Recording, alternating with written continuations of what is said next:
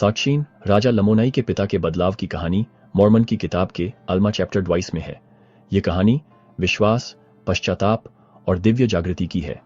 लमनाइयों की भूमि पर पहुंचने के 2 दिन बाद हारून और उसके भाई नीफाई शहर में गए।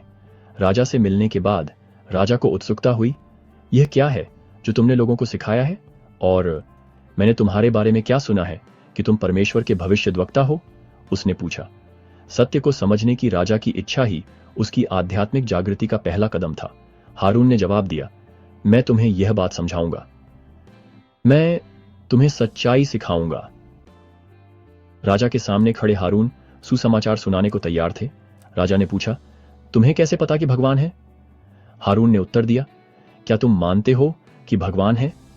राजा ने स्वीकार किया, मुझे नहीं पता, मैं जानता हूं कि मैं भगवान का बच्चा हूं और वही पृथ्वी का रचयिता है और उसने सब कुछ बनाया है। फिर हारून ने सिखाया, क्या तुम मानते हो कि परमेश्वर का पुत्र अपने लोगों को उनके पापों से छुड़ाने आएगा? हारून की बातों से प्रभावित होकर राजा ने कहा, मैं सत्य जानने के लिए अपने सारे पाप छोड़ दूंगा। यह एक शक्तिशाली प्रतिज्ञा थी जो उसके बदलने की इच्छा को दर्शाती है। हारून ने समझाया, यदि तुम पश्चाताप करोगे और यीशु मसीह पर विश्वास करोगे तो तुम बच जाओगे।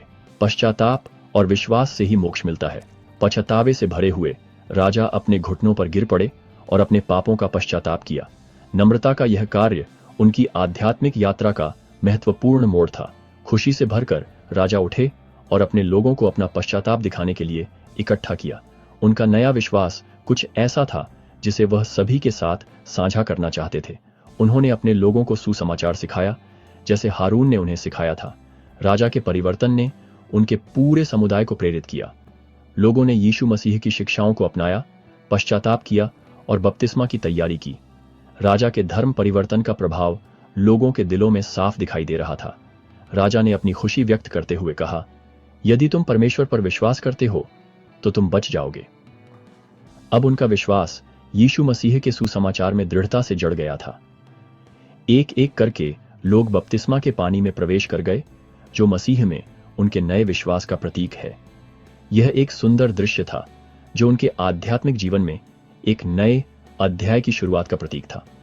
यह कहानी सुसमाचार की परिवर्तनकारी शक्ति की एक शक्तिशाली याद दिलाती है।